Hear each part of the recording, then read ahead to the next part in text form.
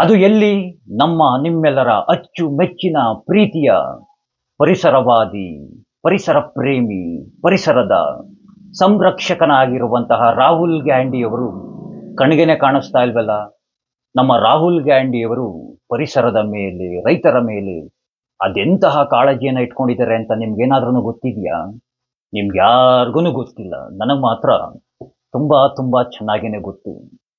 ಕೇಂದ್ರ ಸರ್ಕಾರ ದೇಶದ ಭದ್ರತೆಯ ವಿಚಾರವಾಗಿ ಚೀನಾ ದೇಶದ ನಡುವನ್ನ ಮುರಿದು ಹಾಕ್ಲೇಬೇಕು ಎಂಬುವಂತಹ ಉದ್ದೇಶದಿಂದ ನಿಕೋಬಾರ್ ದ್ವೀಪದಲ್ಲಿ ಒಂದು ಏರ್ ಬೇಸ್ ಆಗಿ ಒಂದು ಪೋರ್ಟ್ ಅನ್ನ ಮಾಡಬೇಕು ಅಂತ ಒಂದು ಪ್ರಾಜೆಕ್ಟ್ ಅನ್ನ ಕೈಗೆತ್ಕೊಳ್ತು.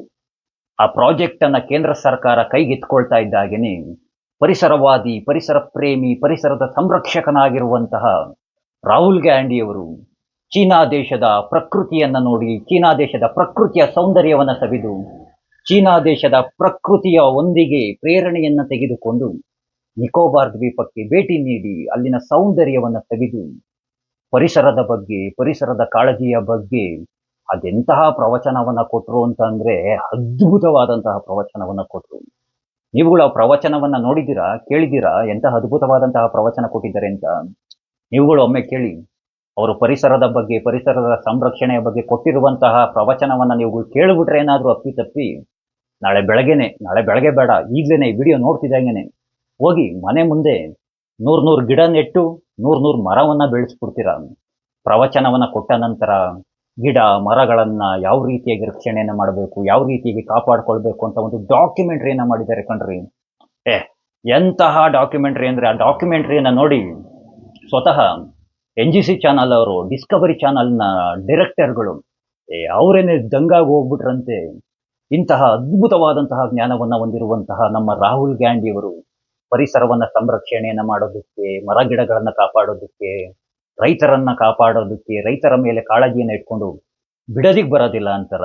ಬಿಡದಿಯಲ್ಲಿ ಏನು 1.5 ಲಕ್ಷಕ್ಕಿಂತ 2 ಲಕ್ಷ ತೆಂಗಿನ ಮರಗಳನ್ನ ಕಟ್ ಮಾಡ್ತಾ ಇದ್ದಾರಂತೆ. ಹಾಗೆ ಅನೇಕ ಜಾತಿಯ ಮರಗಳೆಲ್ಲ ಹೋಗ್ತಾ ಇದ್ದಾವೆ ಅಂತಂದ್ಬಿಟ್ಟು ನಾನು ಸಹ ನ್ಯೂಸ್ ಚಾನಲ್ನಲ್ಲಿ ನೋಡ್ತಾ ಇದ್ದೀನಿ. ನೀವುಗಳು ರೈತರು ಕರೀರಿ, ಒಮ್ಮೆ ಬರ್ತಾರೆ ಕಣ್ರಿ ರಾಹುಲ್ ಗಾಂಧಿಯವರು, ಬಂದ್ಬಿಟ್ಟು ನಿಮ್ಮ ಪರವಾಗಿ ನಿಲ್ತಾರೆ. ಕರೀರಿ, ಒಮ್ಮೆ ಕರೆಯುವಂತಹ ಪ್ರಯತ್ನವನ್ನ ಮಾಡಿ. ಅವರೊಬ್ರು ಅಪ್ಪಟ ಪ್ರೇಮಿ, ಪರಿಸರದ ಮೇಲೆ, ರೈತರ ಮೇಲೆ ತುಂಬಾ ಕಾಳಜಿಯನ್ನ ಇಟ್ಕೊಂಡಿದ್ದಾರೆ. ಅಂತವ್ರು ಬರೋದಿಲ್ಲ ಅಂತಾರ? ಅಂತಹ ಪರಿಸರವಾದಿಗಳು ಬರೋದಿಲ್ಲ ಅಂತಾರ? ಕರೀರಿ, ಬರ್ತಾರೆ.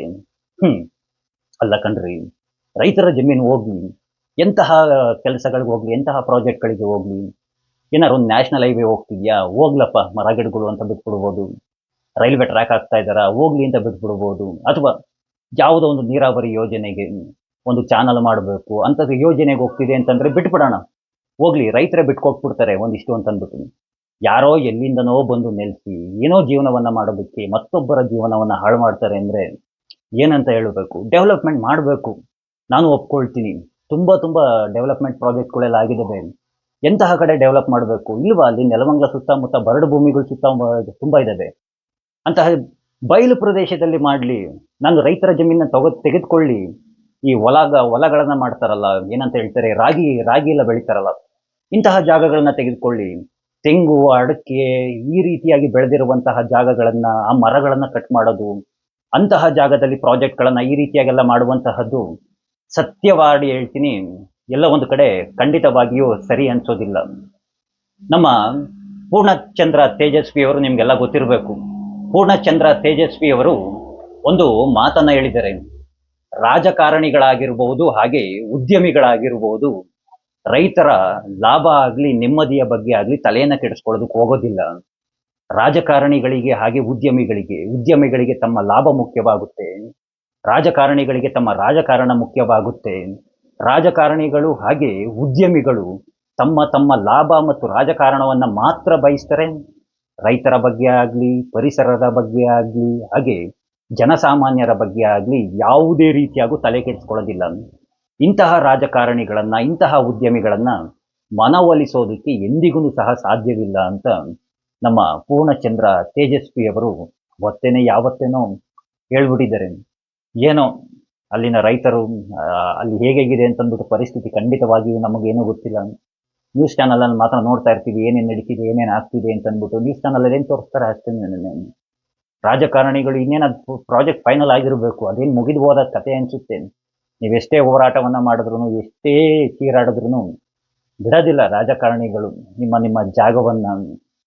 ನಿಮ್ಮ ಜಾಗದ ಜೊತೆಗೆ ಒಂದಷ್ಟು ಜನ ಅಲ್ಲಿರ್ತಾರೆ, ಅವರ ಲಾಭಕ್ಕಾಗಿ ಕೆಲಸ ಮಾಡೋಂಥವ್ರು.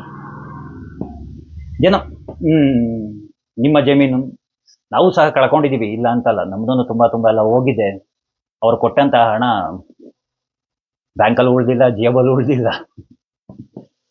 ಏನೋ ಆ ದೇವರು ರೈತರ ಪರವಾಗಿ ಇರ್ಲಿ, ನಿಮ್ಮ ಮನೆ ದೇವರು ನಿಮ್ಗೆ ಒಳ್ಳೆಯದನ್ನ ಮಾಡ್ಲಿ ಅಂತ ಆ ದೇವರಲ್ಲಿ ಕೇಳ್ಕೊಳ್ತಾ, ಆ ಕೃಷ್ಣ ಎಲ್ಲರಿಗೂ ಒಳ್ಳೆಯದನ್ನ ಮಾಡ್ಲಿ. ಎಲ್ರಿಗೂ ಧನ್ಯವಾದಗಳು.